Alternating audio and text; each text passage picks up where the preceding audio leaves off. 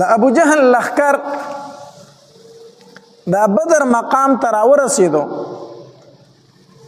او کم ځای کې چې چینه وه په هغې طرف ته هغې پړاو واچو په اوبو باندې هم قبضه وکړه د چینی او کم طرف ته چې کلک میدان او کلک خاوره وه هغې ځای ته خپل پوجونه واچول نبی علیه السلام وروستو راورسېده د بدر مقام ته نو چې راورسېدو نو د اوبو چې کومه چینه وه دغې ځای کې هغې باندې هم د قریشو قبضه وه او دغرنګې کم کلک میدان چې و په هغې باندې هم کافرو قبضه کړې وه نبی علیه الصلاة والسلام طرف ته اوبه هم نه وي او شګې وي ریګستان نو په شګو کې سړی منډه نه شي والی راتاویږي پکې خپې پکې خښېږي او د کافرو طرف چې کلک و په هغې کې خو منډه هم ښه والی کېدله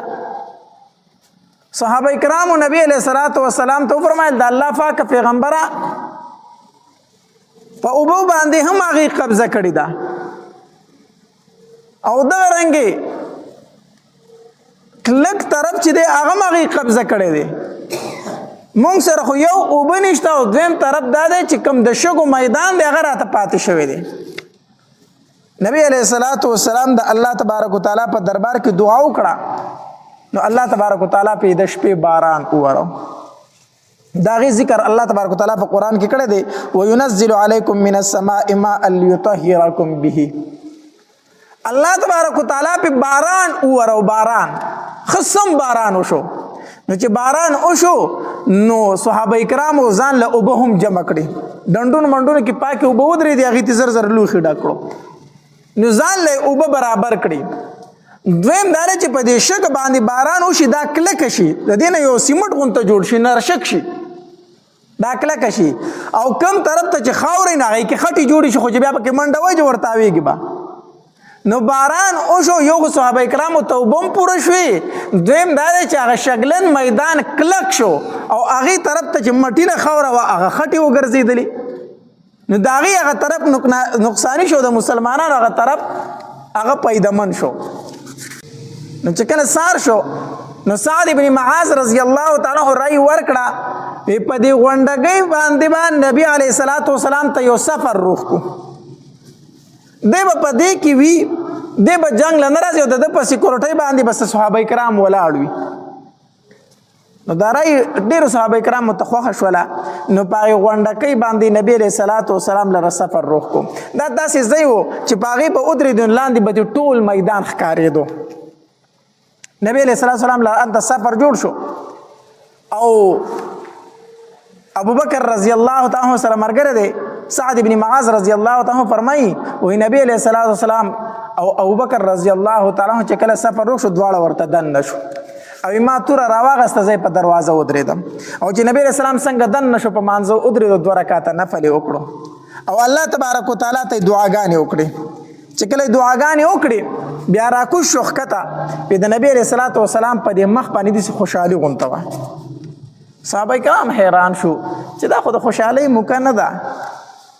دا خو د خوشحالۍ موقع نه ده او نبی علیه الصلاة والسلام په دې موقع باندې هم څه کېږي خاندي نبی علیه الصلاة والسلام سره صحابه کرام ملګري دي نبی علیه الصلاة والسلام داسې په میدان کې ګرځي یو ځای ته لاس نیسي وایي دا د پلانکي ځای دی دلته به پلانکې مردارېږي دا د پلانکي ځای دی په دې ځای به پلانکې مردارېږي دا د عتبه ځای دی دا د شیبه ځای دی دا د ولید ځای دی دا د ابوجهل ځای دی دا یو کافر نوم اخلي او یو ځای ښیي صحابه کرامو باندې زیری وکړو علي رضی الله تعالی عنہ فرمایي وایي په کومه شپه باندې چې سار له به جنګ کېږي په دغه شپه باندې وایي موږ تمامو صحابه کرامو خوب وکړو داسې یو صحابي نه پاتې شوی چې هغه ویښ پاتې شوی ټول اوده شو وایي سیوا د نبی علیه الصلاة والسلام نه چې نبی علیه السلام خوب نه وکړی تمام شپه الله تبارک وتعالی ته جړه فریاد کو او الله نه دعاګانې غوښتلې چې سار شو نبی علیه الصلاة والسلام صفونه جوړول نو داسې صفونه جوړ کړو نو نبی علیه الصلاة والسلام چې د غزا دپاره صفونه جوړول نو دې کې یو صحابي سواد رضی الله تعالی عنہ د هغه دا خېټه داسې لږه مخې ته راوتې وه صف کې لږ مخې ته ولاړو که نه نو نبی علیه الصلاة والسلام هسې بطور خوش طبیعتۍ بطور مزاق بطور ټوکی دا تیر وسره غشي وسره په لاس کې وکنه ناغله په دې خېټه باندې دسی کو په سواد دنه کې خېټه دنه کې رسب نه بار تراوتی دا اسی خندنه وسره کو نو دا غشي په دسی تیر کو نو چې تیر کو نه ورته دا الله پاک پیغمبر خوګ دکړم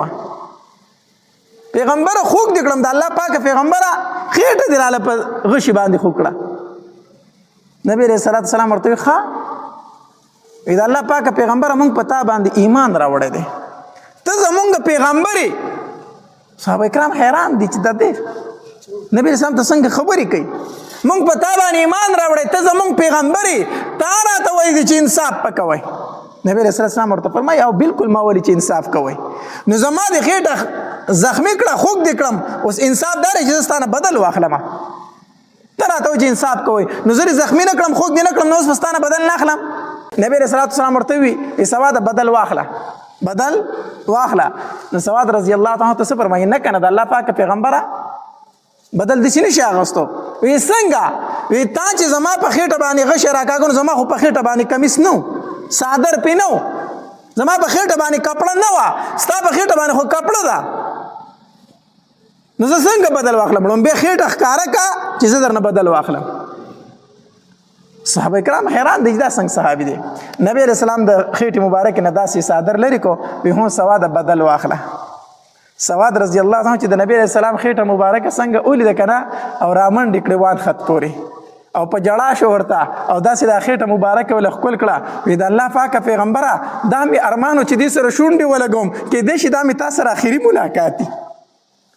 جنگ شروع کېږي د الله پاک پیغمبر کې دې چې دا مې سره اخیری ملاقات بدل مې درنه نه غستو خدا مې خو خبره چې تماته خېټه مبارک ښکارا کې زه په شونډې ولګوم بدل مې نه غستو داسې عجیبه غونته واقعه په دغه ځای کې مخې لراله نبی رسول الله چې صفونه جوړ کړو د کافرو د طرف نه یو تنو عمر ابن وهب چې د ابو جهل ته وویل وی زه زما او د مسلمانانو دا لښکر ګورم چې دا څو کسان دي د استصور شو د عمر ابن وهب او چې داسې غیر چاپیره چکر ولګو نظر واچو کنه واپس راغی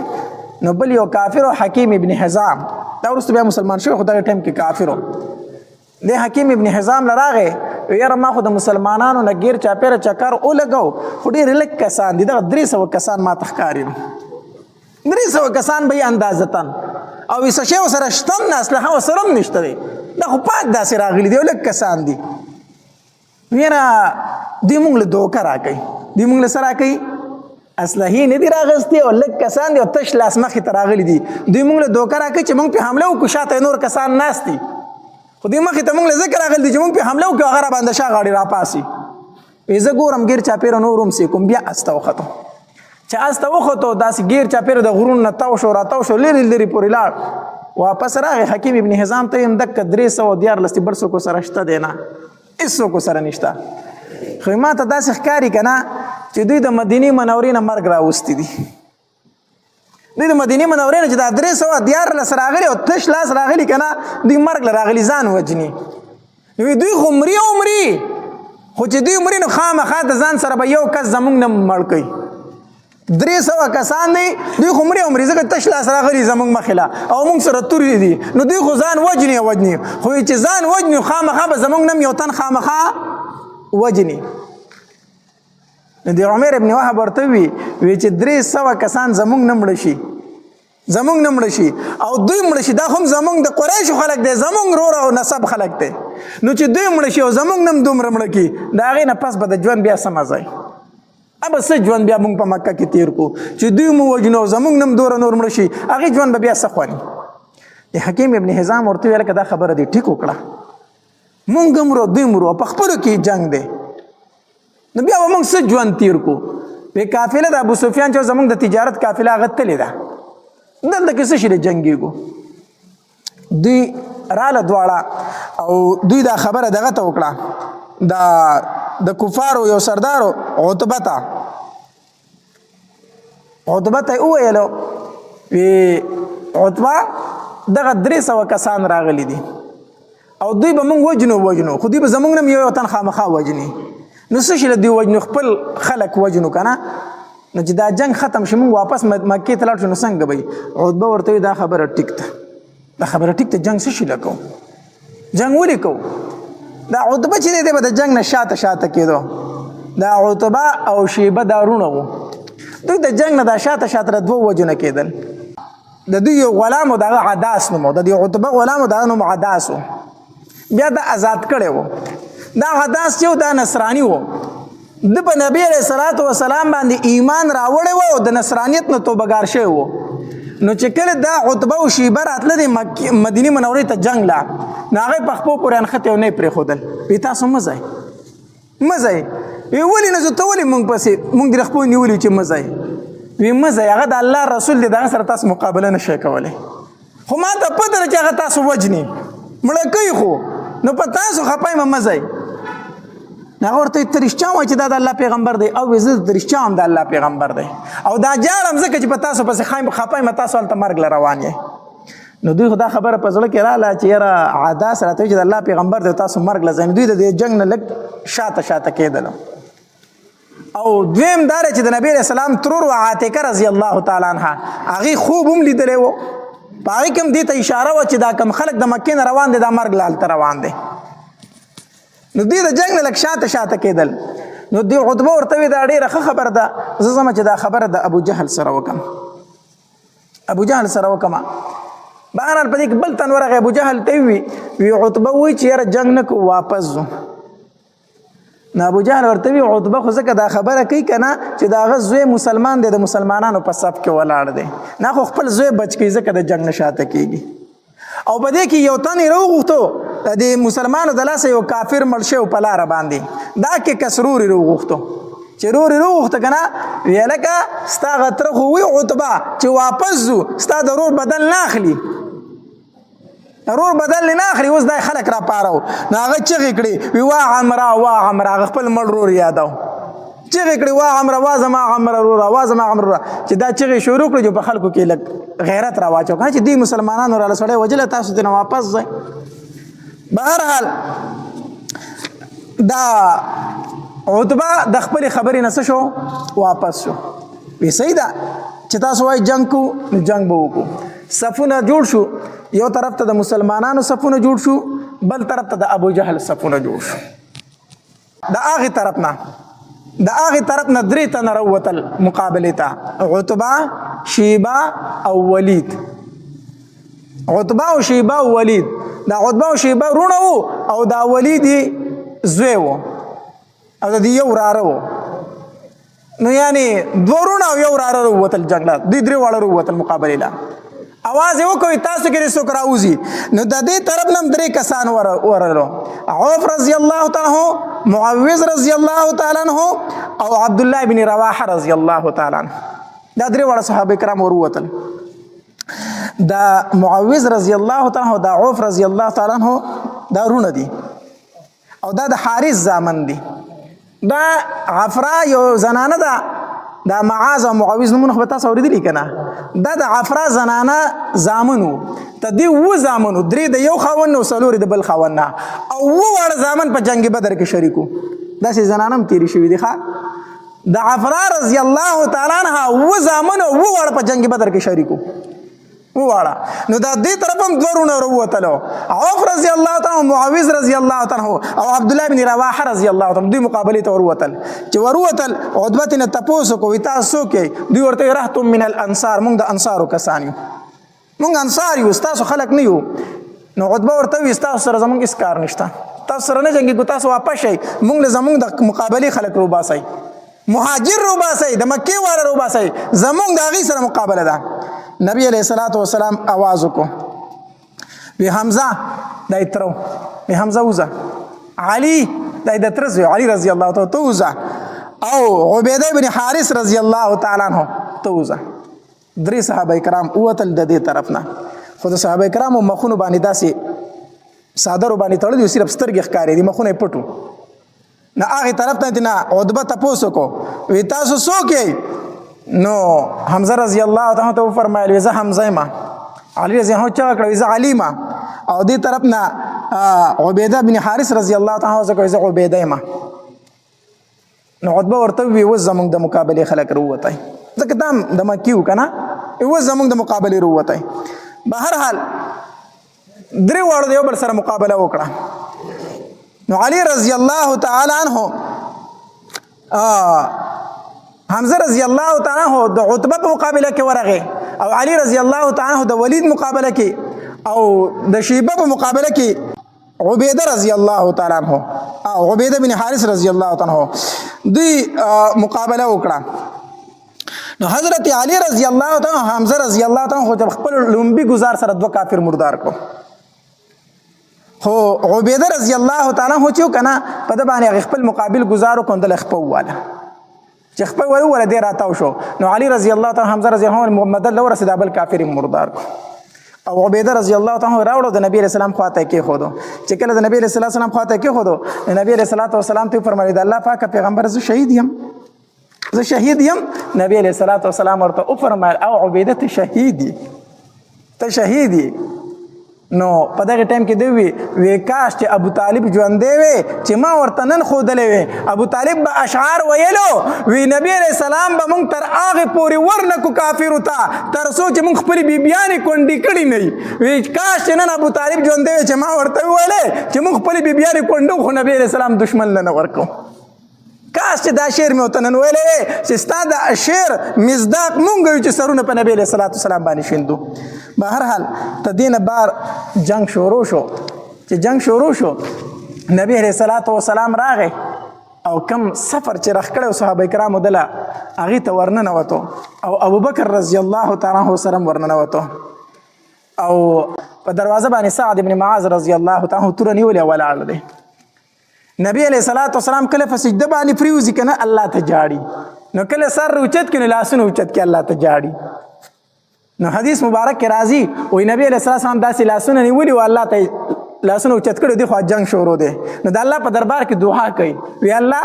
په مکه کې مم ډیر کوشش وکړو الله په مدینه کې مم ډیر کوشش وکړو صرف دغه 314 مې الله تیار کړو اغم پخپوخ پیال بی پسر باندې سرتور او اصله هم نه لري الله دغه 314 رسم الله راوستي دي الله کو ستا خوخه چې د نن نه بعد ستا نوم نه غستل کېږي نو دوی را لمړه الله کو ستا خوخه چې په مقدس مکه ستا عبادت ورشي نه دغه 314 لسره لمړه الله خو کو ستا نوم په مقدس مکه یادېږي نو الله د دوی حفاظت وکړه لاس یې اوچت کړی او داسې جاړي ابوبکر رضی الله تعالی عنہ د شان راغی د ډیر عاجزین د نبی اسلام نه د صادر دسی او خو د اوګی ښکارا شوی چې ښکارا شوی ابوبکر رضی الله تعالی عنہ راغی د صادر راوغه د نبی اسلام په اوګی واچو او د شاغ علی دسی تلاسونه تاوکړه چې وته کړی د الله پاک پیغمبر بس کا نور مجاړه الله ستا आवाज ووریدو الله به دې صحابه حفاظت کوي د الله پاک پیغمبر بس کا علی رضی الله تعالی عنہ فرمایي وی جنگ شروع دی وی زه به ټایم په ټایم د نبی علیہ الصلوۃ والسلام تماشې له راتلم وی په دې جنگ په دې دوران کې یو ځل میزان غلی غونته کې راویستو وی نبی علیہ الصلوۃ والسلام خواله رانم کنه نبی علیہ الصلوۃ والسلام په سجده باندې پروت دی نبی علیہ السلام په سجده پروت دی الله ته جاړي وی زه لاړم بیا لاړم جنگ ته وی بیا چې غزا وکړه داسې ستړی شوم بیا رالم د نبی علیہ الصلوۃ والسلام تماشې له وی چې بیا مې نبی علیہ الصلوۃ والسلام سیکو بیا نبی علیہ السلام په سجده پروت دی وی چې په دریم ځل باندې کافر خو مردار کړو چې کوم قیدیان کړو غزا ختم شوله ویرانم چې نبی علیہ السلام بیا په سجده پروت دی ما ته د الله پاک پیغمبره مبارک شه مون غزا وګټله مسلمانانو فتح ومنتلا نبی علیہ السلام سر مبارک روچت کو د سجدې نه چې کله غزا ختم شوه نبی علیہ الصلوۃ والسلام او فرمایل چې د ابو جهل خبر را لواله نو صحابه کرام روان شو نو عبد الله ابن مسعود رضی الله تعالی عنہ اولید چې د پروت خصا پکشته دی صرف زخمی دی نو یو حدیث مبارک کې راځي وې د عبد الله ابن مسعود رضی الله عنه په دې سینه کې ناستو د سینې ته وخت چې کې ناس د سترګې دې وغړولې نو چې عبد الله ابن مسعود رضی الله عنه باندې سترګې ولګېدې کنه نو د بيزو سرون کې ډېر اوچت ځای ته ختلې دا ابو جهل الفاظ وقا عبد الله ابن مسعود ته په دغه ټایم کې وی د بيزو سرون کې نن ډېر پوچت ځای باندې ناسي نو عبد الله ابن مسعود رضی الله تعالی عنہ فرمایلی وی او زدي پسینه ناسیم وی کول څه غواړي ابو جهل ورته وی عبد الله بن مسعود رضی الله عنه فرمایل وی سر دې قلم کوم سر درنه کټ کوم وی چې سر می قلم کوي کنه ستا دا تور زما په سر کار نه کوي زما دا تور والا په دې باندې را نصر وخه ستا تور زما سر نه غوسي زما په دې تور باندې زما سر وخه خو یو خبره درته کوم په دې به عمل وکي عبد الله بن مسعود رضی الله عنه فرمایل وی سو وی زما دا سر به دې وګو سره کټ کې ابو جهل ته وی زما دا سر به دې وګو سره کټ کې چې په نور سرونو کې دې غټ کاری چې روبي سی وای چې دې غټ کاری چې روبي سی وای او خپل مرګري ته دې وایا چې تاسو ورته پیغمبر وایي وی هغه ته وایا چې نن می در نسمر نفرت ته دومره می در نمخ کینم بس عبد الله بن مسعود رضی الله عنه چې تور اوچا تکړه سری تی وو سری نبی علیہ الصلوۃ والسلام لراړو اې د الله پاک پیغمبر د بدبخت د ابو جهل سر داده نبی علیہ الصلوۃ والسلام چې ورته قتل کنا او عبد الله بن مسعود رضی الله عنه ته ټوله کیسه بیان کړه نبی علیہ الصلوۃ والسلام فرمایلی وی یو زما فرعون د یو د موسی علیہ السلام فرعون خو د موسی علیہ السلام فرعون چې هغه کمزور او زما د دې فرعون نه وی ځکه چې فرعون چپور واغس کنه هغه آمنت برب موسی و هارون فرعون چې کله چپور واغس نه هغه چې کړی وی ما ایمان راوړې پر رب د موسی او د هارون باندې خو د ځنکدن ټیم په کې بیا توبې نه قبلې دي او زماغه فرعون په وخت د ځنکدن کوم دا وی چې ستاسو پیغمبر نه مې اوس دومره نفرت ته چې مخکې مې دور نه وی زما د فرعون د موسی علی السلام د فرعون نه زیات سختو بهر حال غزا اوشولا الله تبارک وتعالى مسلمانانو ته فتح ورکړه